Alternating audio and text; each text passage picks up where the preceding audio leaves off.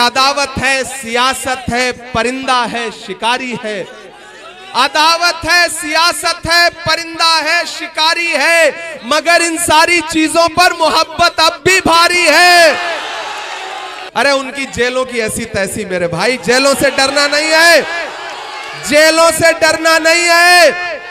ये पिछले 11 साल से दिल्ली में बैठी हुई भाजपा की सरकार लोगों को जेल भेजने के अलावा और कर ही क्या रही है। लेकिन मैं डरा नहीं, मैं झुका नहीं, कहीं छुप छुपा के खड़ा नहीं। जो डटे हुए हैं महाज पर, मुझे उन सफों में तलाश कर। मेरे भाई, ये डरने का वक्त नहीं है, ये लड़ने का वक्त है। न हम सफर न किसी हम नशी से निकलेगा,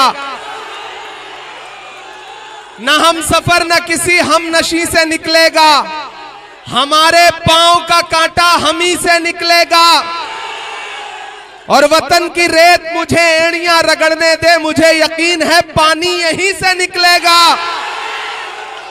कि मरहम की लालच में अपनी दुखती रग का पता दुश्मन को देना सबसे बड़ी बेवकूफी होती है। कम बोलूंगा, ज्यादा समझना। कि कैंची से चिरागों की लवें काटने वालों, कुदरत के करिश्मों से लड़ोगे तो मिटोगे। तुम फूल को चुटकी में मसल सकते हो, लेकिन खुशबू को बिखरने से नहीं रोक सकोगे। ये मोहब्बत की खुशबू है। बिहार में नौजवानों में जज्बा है, बिहार के नौजवानों में नौकरी करने का हिम्मत है, जज्बा है।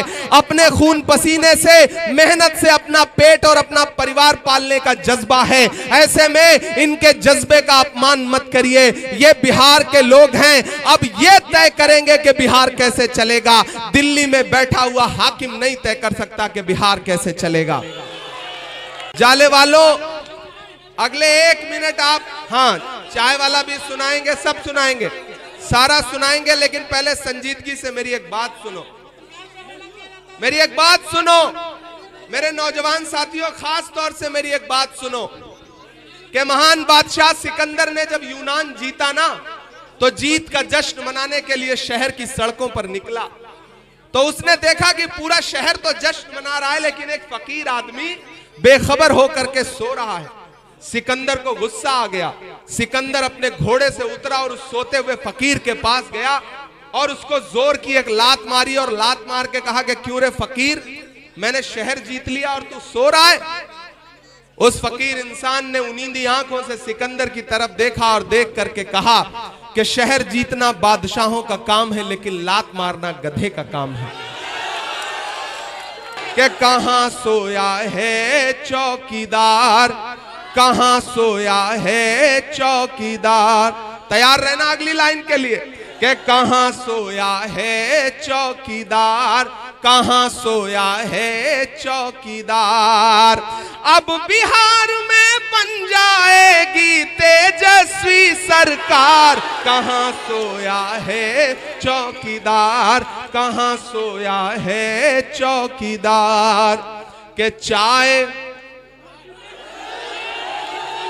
बड़े समझदार लोग हैं बिहार के, बस चाय का नाम ले लीजिए इनको स्वाद आ जाता है। कि चाय बेचने वाला पूरा भारत बेच रहा है।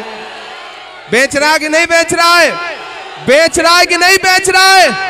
कि चाय बेचने वाला पूरा भारत बेच रहा है।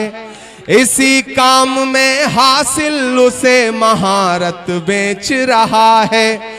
कि रेल बिक गई, तेल बिक गया, बिका हवाई अड्डा। अगली लाइन पे तैयार रहना जाले वालों, कुमरौली वालों। कि रेल बिक गई, तेल बिक गया, बिका हवाई अड्डा।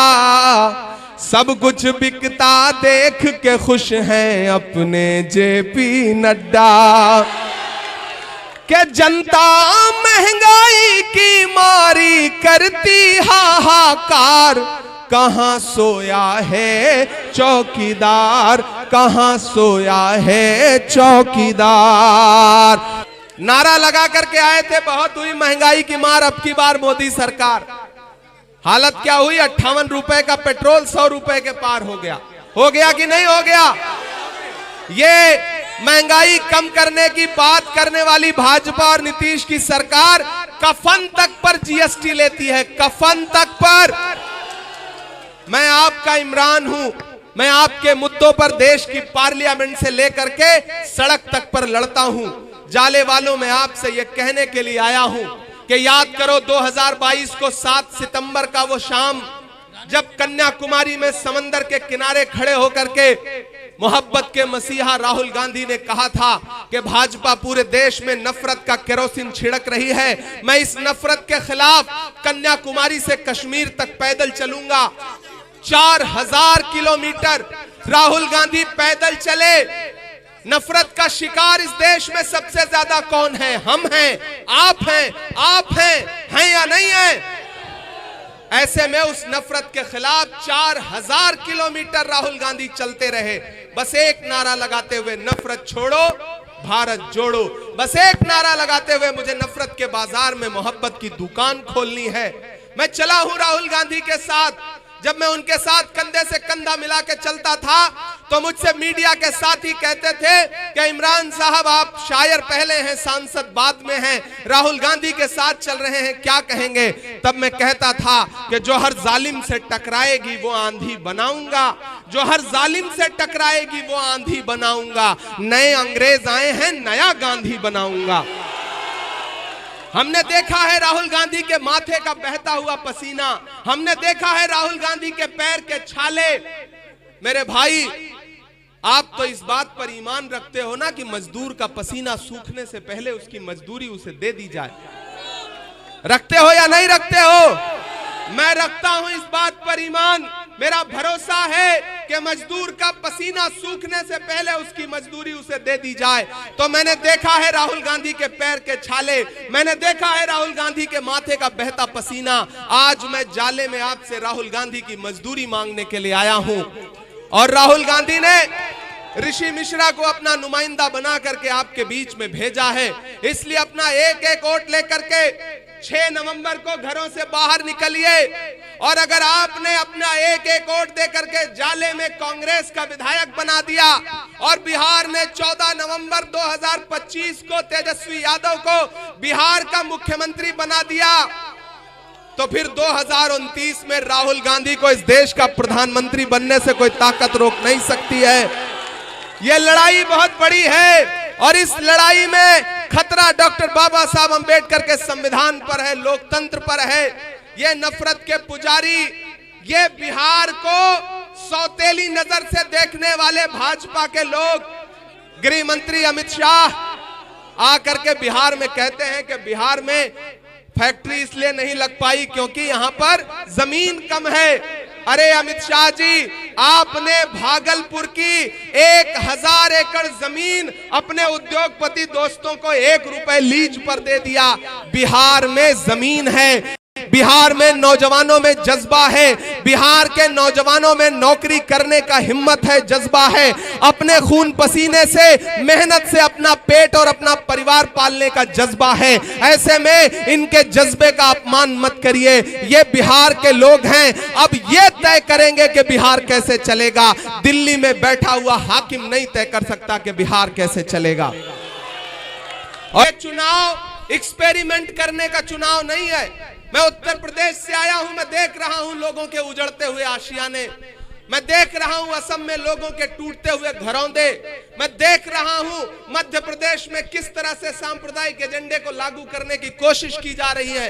ऐसे में यह इलेक्शन एक्सपेरिमेंट करने का इलेक्शन नहीं है, यह इलेक्शन बिहार में सरकार बदलने का इलेक्शन है। नीतीश कुमार जी बीमार हैं। कल मोदी जी पटना में रोड शो कर रहे थे, अपने साथ में नीतीश जी को खड़ा भी नहीं किया उन्होंने। इसका मतलब क्या है? इसका मतलब है कि काम हो चुका है। भाजपा समझ चुकी है कि नीतीश जी जा रहे हैं, भाजपा जा रही है, इसीलिए नरेंद्र मोदी जी नीतीश कुमार को अपने साथ खड़ा भी नहीं कर रहे हैं। वरना पटना में रोड शो हो और नीतीश जी जो एनडीए गठबंधन का चेहरा हो सकते हैं, उनको नरेंद्र मोदी अपने साथ में खड़ा भी नहीं कर रहे हैं गाड़ी पर। इसका मकसद क्या है? मेरे भाई, मेरे भाई, मुझसे मीडिया के साथियों ने कहा कि नीतीश जी के बारे में आप क्या कहेंगे। हमने कहा मैं जब से बिहार आया हूं भोजपुरी का एक गाना सुन रहा हूं कि बहुत समझदार लोग हैं ऋषि भाई आपके यहाँ। ये बिहार है साहब, ये उड़ती हुई चिड़िया के पर पहचानता है। अगर दिल्ली में बैठ करके गुजरात के व्यापारियों को यह लगता है कि वो बिहार को दिल्ली के रिमोट कंट्रोल से चलाएंगे तो यह नहीं होगा। बिहार को बिहार की जनता चलाएगी, यहाँ के नौजवान चलाएंगे। उन्होंने पूछा कि नीतीश जी के बारे में क्या कहेंगे। मैंने कहा भाई, भोजपुरी का गाना है कि छन छन बदले तोहरे मिजाज रजऊ, दगाबाज रजऊ, धोखेबाज रजऊ। एक तरफ भाजपा खड़ी है जिनके पास झूठी बातें हैं, जिनके पास झूठे नारे हैं, और एक तरफ महागठबंधन खड़ा है जो अपने मैनिफेस्टो में क्या वादा कर रहा है कि जैसे ही महागठबंधन की सरकार बनेगी हम बिहार के हर परिवार के एक युवा को नौकरी देने की वादा करते हैं। यहां एक नौजवान साथी पोस्टर लेकर के खड़ा है कि स्टेडियम कब बनेगा। ये मेरे नौजवान, ये मैं जज्बे को सलाम करता हूं इस नौजवान के। बहुत अच्छा सवाल है। जीवेश मिश्रा ने स्टेडियम बना के नहीं दिया, उनको हरा करके घर बैठाओ। ऋषि मिश्रा को जिता करके असेंबली पहुंचाओ, यहां स्टेडियम बनेगा। स्टेडियम भी बनेगा, लाइब्रेरी भी बनेगी, स्कूल भी बनेगा। मेरे भाई, मैं दिल्ली में मैंने देखा है कि किस तरह बिहार के लोगों को इलाज के लिए एम्स के बाहर भटकना पड़ता है। कांग्रेस पार्टी और महागठबंधन क्या कह रहा है कि हमारी सरकार बनने दीजिए, हर इंसान को 25 लाख रुपए का इलाज का बीमा देगा महागठबंधन कांग्रेस पार्टी। हम मुद्दों पर चुनाव लड़ रहे हैं, हम नफरत की बातें नहीं कर रहे हैं। मेरे भाई, ऋषि भाई आपके अपने हैं।